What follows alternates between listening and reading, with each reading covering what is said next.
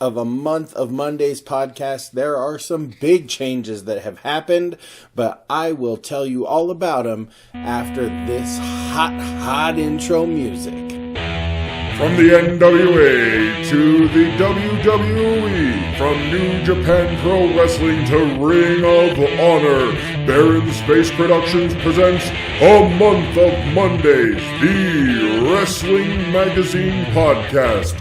And now your host, Gabe Yanis. Hey everybody, as I alluded to during the cold open, there have been some big changes here at A Month of Mondays. First, we want to bid a fond farewell to our co-host Carl Eggett. Life became life and just kind of pushed him into a place where he is unable to participate with the show anymore. We wish him well, and hopefully down the line we will do something together in the future, man. It was a blast.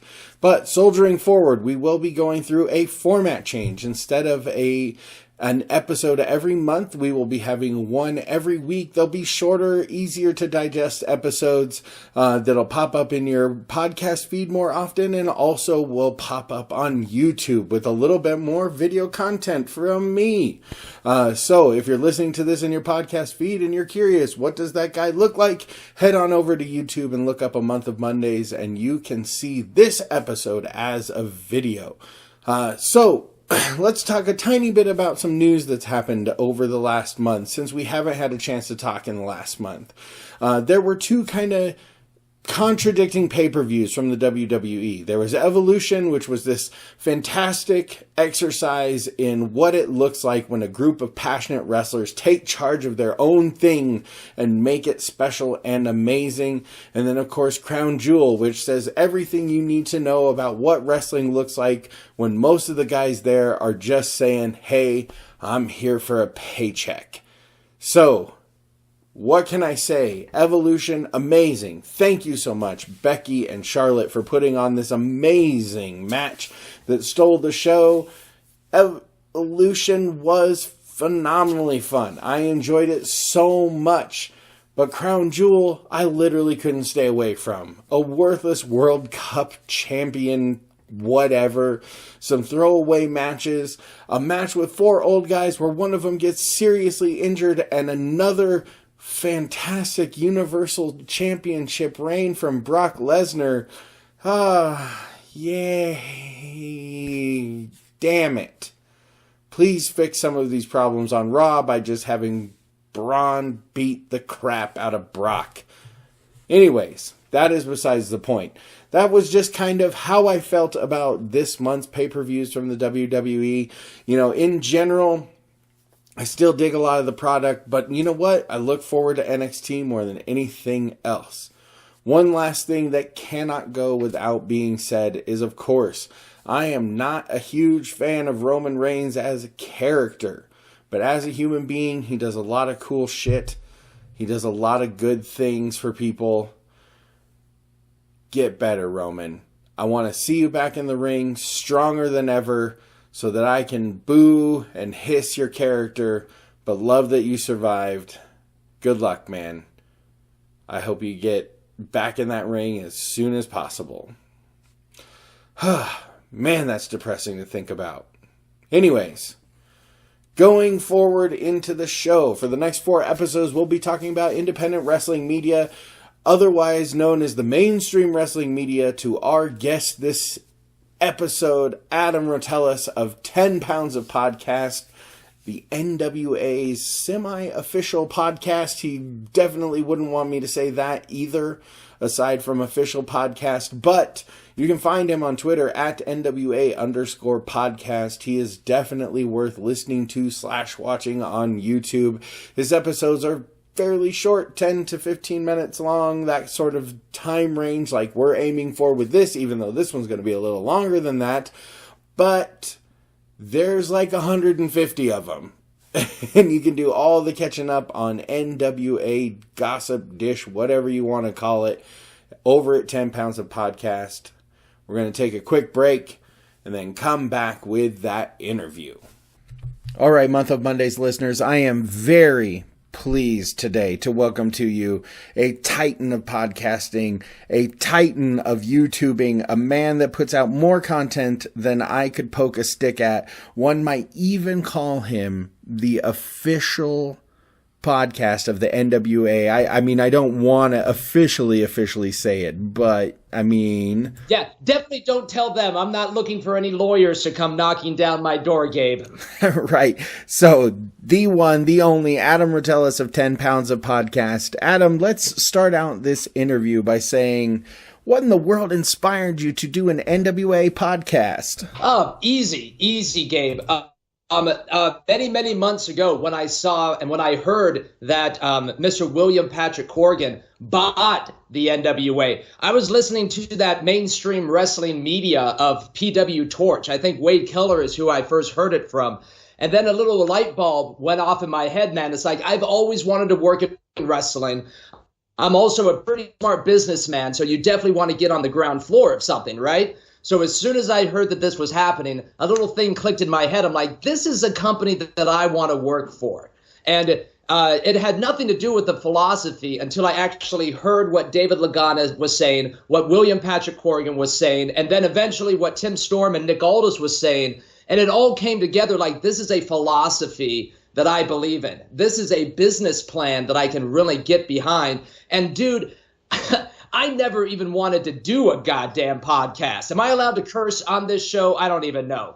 We try to keep it family friendly, but I can always just hit some kind of edit boop. We will keep it clean. That's fine with me, sir. We will keep it clean for everyone out there. For all the 4 children that are listening to the show right now, I'm sorry, kids. those are my kids. Okay, there we go. Sorry, Gabe's kids. They'll be all right. But yeah, man, when I first started this goal, man, the first letter or email I sent to David Lagana was all about me working for their merch company, being a live merch director, being something to do with merchandise. Because before in my shoot job, I was a retail store manager for 12 years, my man. And I just recently got out of that to make more time to do the podcast and to free up my days to be able to do this. So the podcast came along when, David Lagana's like, we don't need a merch director. We don't need this. So I had to do a pivot. And then I came up with the idea for a podcast. And you know what, man? I think I'm at 150 episodes by now, 140 or something. As we're recording this, you're at 141 episodes, but by the time this actually releases, there'll probably be more. I'm guessing pretty close to 150. Yeah, man. So go ahead. I'm sorry, Gabe. Oh, no. What I was going to ask next is, what drove you to do an episode a day in the build-up to All In for 90 full days? That just seems crazy to me. Well, man, of course it's crazy, but you have to be crazy to get noticed in wrestling, right? I mean, look at the way that I look, Gabe. This is all done by freaking design, my friend. I got a giant mustache on my face. For everyone out there listening on the information superhighway, I wear sunglasses. I got pictures I got a lot of pictures of me behind me, my friend. I mean, at least they're cool pictures. I mean, I'm pretty full of myself, my friend. I mean, if you just look at what's behind me, this is pretty crazy. But leading into All In, David Lagana, our vice president, sent out a little tweet where he said, like, make content every day. And of course, I have David on alerts. So my girlfriend's going to open the door. She's headed to the gym. Bye, Haley. Okay, the internet wife, everybody. Am I right? Hilarious part of the early episodes. Yeah. As very rarely these days. But dude, doing a show a day was just a way for me to show the NWA my work ethic. Also a way to grow my audience every day, because in able to do a great way to grow your YouTube audience is to give them daily content, is to give them a reason to come back to see you. So that's what I'm doing, man. I'm just plugging away, grinding away, showing my work ethic. And, I was excited about All In anyways. I wanted to talk about it. So why not?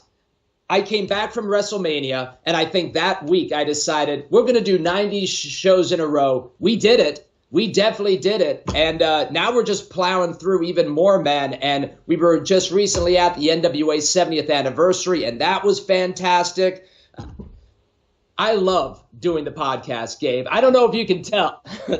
Oh, I can tell. I'm pretty sure all of your viewers and listeners can tell too. Man, so I discovered 10 pounds of gold like pretty organically. You know, I found out about the NWA. I found out about 10 pounds of gold. I started watching the episodes and I just wanted a little bit more. You know, I wanted a little bit more of that great content that they had. So I started searching around for a podcast that was going to be about the NWA and be about this new thing that I was really excited about. So I started looking around for an NWA specific podcast and I stumbled across 10 pounds of podcast. You know, I started digging into the show. I really started listening to all of the episodes, like going back every single one. Yeah, I know it's nuts. It's a dumb thing for me to do. I know. Yeah. Well, but what I really am just enamored with is this idea that I feel like I know you now. Like, I feel like I may not have met you, but almost like we're friends because I've listened to so much content from you. You know, hey, Gabe, you know, I love that you've noticed that. I'm very humbled that you've actually went back and looked at the archives and all of that stuff, man, because folks, everyone listening out there, my whole journey to potentially one day, whenever that is, get a job with the NWA is completely documented. The day that I decided to make this goal is the first video I made. The second day where I drove from Vegas out to California to get a hello and a handshake from David Lagana, which happened, of course, is documented and it's all there. Everything is there. And I think that's one of the greatest things about YouTube that I've found, that the backstory is, dude, it's so important to what's going on right now. And to your point, man, I do think a lot of people out there know me a lot better than I know myself, because when I get done making an episode, man, it is completely gone out of my head. I don't remember what I said. There's probably a lot of people out there that love what I say, but then hate me now. I have no idea what's going on with that stuff. But yeah, I mean, we had people show up in Nashville for a meet and drink, just random strangers to hang out with me, man, and everyone was wearing Hawaiian shirts. So I saw the pictures. It looked like so much fun. I think it's working, you know, man. I think it's working.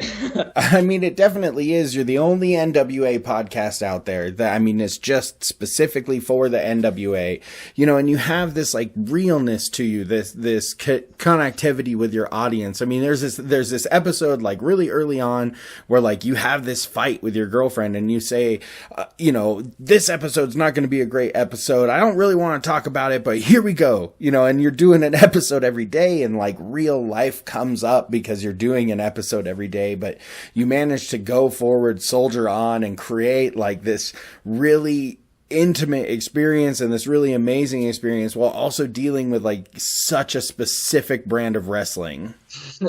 Yeah, well, that's another thing, Gabe. Having a niche is very important in social media too, I found. I don't know if you listen to this guy, Gary Vaynerchuk. I would suggest this guy to anyone out there. If you're a content creator, if you just want to make your life better anyways, this guy is fantastic. And it's always about that daily content. And you mentioned also, you know, like there was an episode where I had a fight with my girlfriend. And yeah, man, when you're doing content every day, the easiest thing to do and the most important thing to do is to just be authentic with what you're feeling and what you're going through. People want authenticity these days. That's why the NWA is doing so well and it's getting so many eyeballs, is because they're taking that authentic approach to something that we love already, which is pro wrestling. I mean, that is 100% what drew me into the NWA. Like on 10 Pounds of Gold, you have these like amazing personal stories, like this true like authenticity. I mean, you take that story of Tim Storm,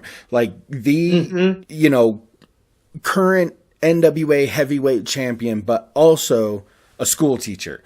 Like, and that's not a story that like a WWE is going to tell, that a Ring of Honor is going to tell, you know, this guy that's just a normal, everyday, average Joe that also happens to be a wrestling champion. And as 10 Pounds of Gold develops, you're so connected to him.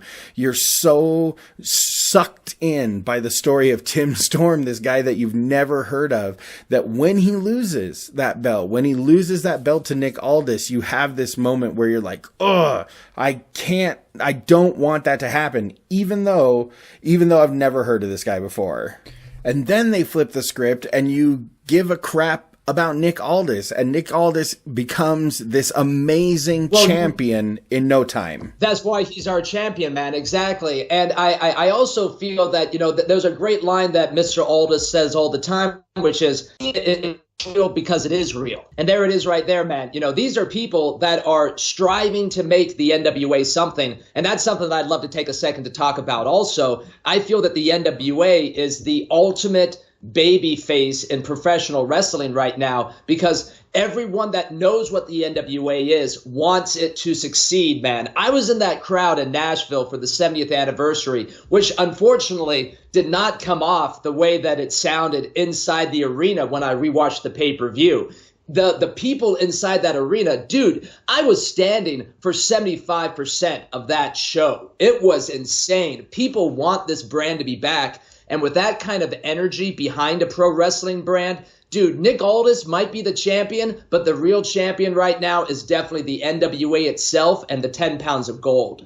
So, speaking to NWA's 70th anniversary and what it was like to be in the audience and meet some people, what is it like to be so personally plugged into the NWA, to that whole system, the wrestlers, the fans? Like, you have your fingers on the pulse of what it means to be a fan of the NWA. What is that been like?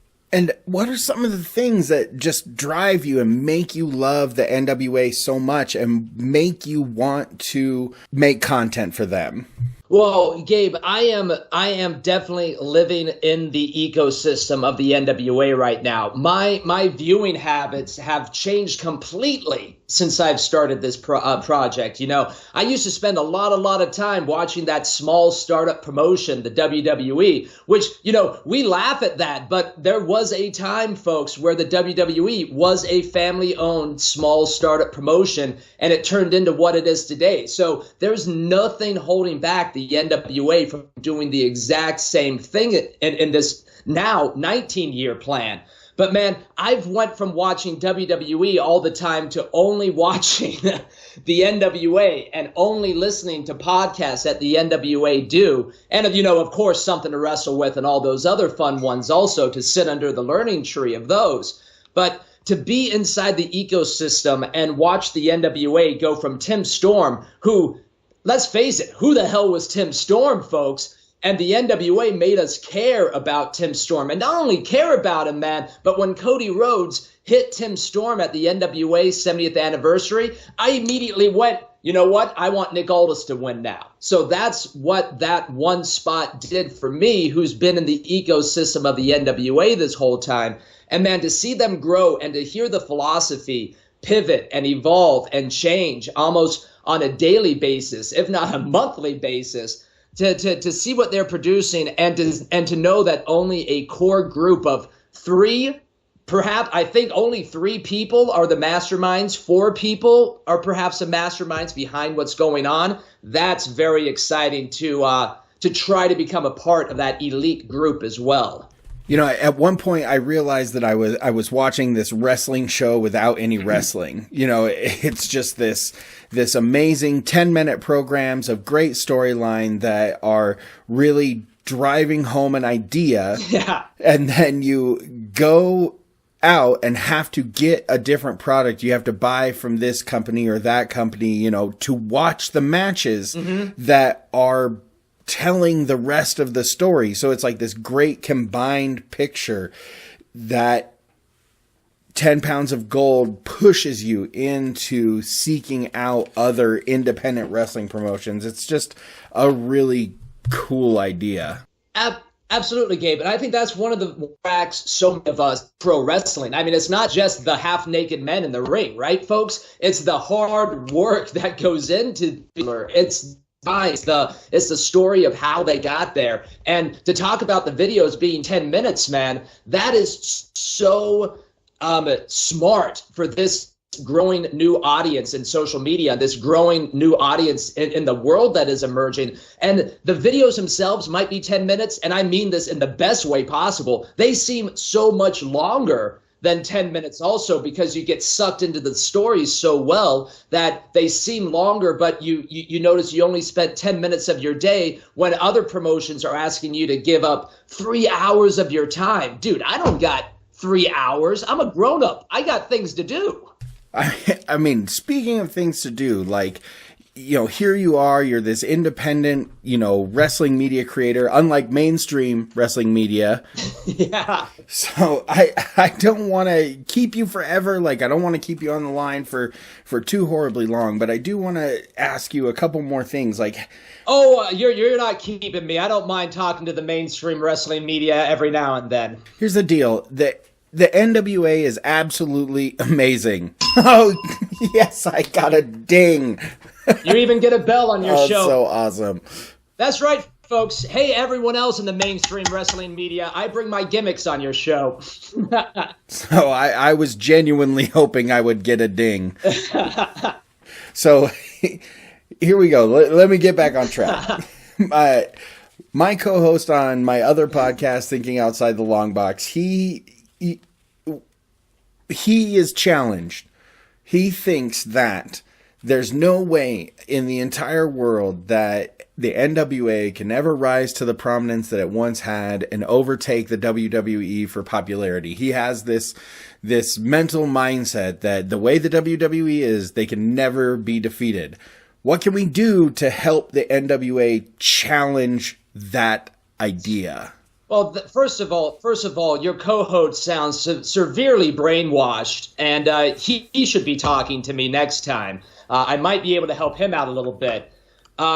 You can't. Do you still have me, my friend? Your connection is a little poor on my side. Yeah, I do apologize for that. Okay, perfect. Yeah, get that brainwashed slave to talk to me next time. But here's exactly, and first of all, the mainstream wrestling media, folks, is anyone that's not me. So don't listen to anyone but me. I mean, maybe we can trust Gabe a little bit here.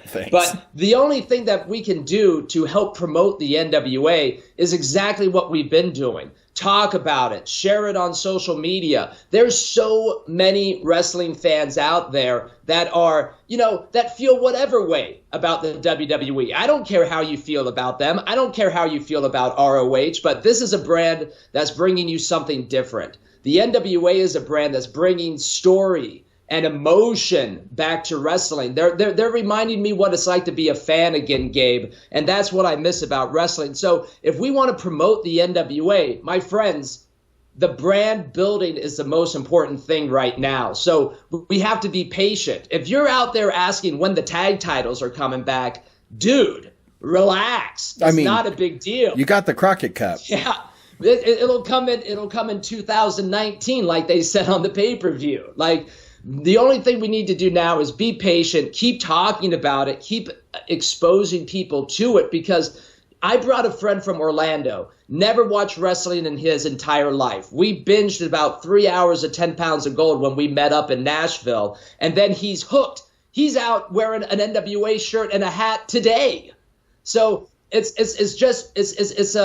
the NWA is actually giving us sophisticated wrestling, my friends. It's wrestling made for the quote-unquote smart fan, which none of us are because we've never been in the business, by the way, folks. When you talk about smart fans and like just the different kinds of fans that are out there, like who do you think the NWA is trying to pull in? Who do you think the NWA is trying to take hold of and, draw in as their fans? Like, what do you think they're looking for? And what do you think like we can do that'll draw people in to the best wrestling promotion that's out there in my personal opinion? Yo, listen to this guy. One more ding for you. And hey, let me just end my side of things with this also. We're talking about finding fans. My friends, the NWA is not set up at this moment for everybody. We are looking for people with the vision. We are looking for people with that passion that want to see this brand grow and understand that a brand cannot grow in 10 freaking minutes in a one live show. It's going to take a long time. We're looking for fans with vision. We're looking for fans with passion. And my friends, I think that there's no bigger fan that shows that passion other than myself. So definitely come, watch my show, have some fun. I don't take myself too seriously, guys. Jesus, there's little words that show up on my show that constantly make fun of me. So come on out. Have a good time. Wrestling should be fun. Wrestling shouldn't be, I watch wrestling to escape, my man. I'm not watching wrestling to nitpick everything that's going on. Right, neither am I. But on that note, Adam Rotellas, how can my fans, how can my fans find the amazing 10 pounds of podcast? Oh, yes, it is growing exponentially as we speak, my friends. You can find me on Twitter. It's at NWA_podcast. We keep it simple for everybody out there. Go to YouTube. That is the hub of 10 pounds of podcast. Just look up 10 pounds of podcast. Look up my name. Hell, folks, at this point, you can look up NWA Wrestling, and I show up in their feed. So we are doing the work. We are grinding. We have been grinding for 10 months. I'm just not some yahoo with a microphone, my friends. I've been putting in the work. Come on over and say hi to me. I'd love to engage. What do you think about my social media engagement, Gabe? It's like all over the place. It is pretty ridiculous. Like honestly, man, you are literally liking and commenting. Damn right. On absolutely everything that comes across your Twitter and YouTube and all of those various venues, man. It's pretty awesome. Yeah. Man, it was a genuine pleasure having you on. You told me you were going to come on and gimmick, but I feel like really you just came on as yourself. They say that your gimmick is just you at 110%, and we got 110% of Adam Rotellas today, didn't we? Yeah. I told Gabe that I was going to come on here in gimmick, and my friends, this is not much of a gimmick. I'm just wearing sunglasses. Right on, man. Well, you enjoy your iced tea. You keep an eye on that red phone. Thank you so much for bringing us the best of Adam Rotellas. We appreciate your time, man. Exactly, sir. I love that. Thank you so much, Gabe. I really appreciate all the kind words you said, sir. Oh, you're welcome, man. You have a great show. You have a great night, and we will talk to you soon. That's what I'm talking about, folks. Go buy Hawaiian shirts and at me on Twitter. I'd love to talk to you. Oh, man. Well, there you have it. My interview with Adam Rotellas from 10 Pounds of Podcast. What can you say? The guy is a ball of energy. Go watch his show. Definitely worth checking out. If you don't do the whole YouTube thing, go and check out his podcast. It's great. Speaking of podcasts, you're listening to one right now that's going to start coming out once a week. So be sure to subscribe on YouTube, on whatever podcast mechanism you use, whether that be Google Podcasts, iTunes, Stitcher, what have you. We should be appearing on almost all of them. Be sure to visit baronspace.com to find more amazing podcasts, including my other podcast, Thinking Outside the Long Box, which you can find out more about at www.totlb.com. I love that show. We're going to record our 100th episode here in like a couple weeks. Can you believe that? We've been podcasting as that show for 4 years. So go check it out. Next week, I am super excited to be presenting to you an interview that I did with Mike Freeland of the Front Row Material podcast. It is the new ECW podcast featuring Jerry Lynn and Mikey Whipwreck. If you're an ECW fan, you need to be listening to this podcast, and not just Front Row Material, but this podcast. A month of Mondays. You gotta listen to that, because I'm a huge ECW fan, and it was awesome to talk to the guy that's hosting those two dudes in their new ECW podcast. So be sure to come back next week for a month of Mondays for issue 5. I'm Gabe Yanis, your host. Man, hit me with that outro music. Hit me with it. What do I pay you guys for? God.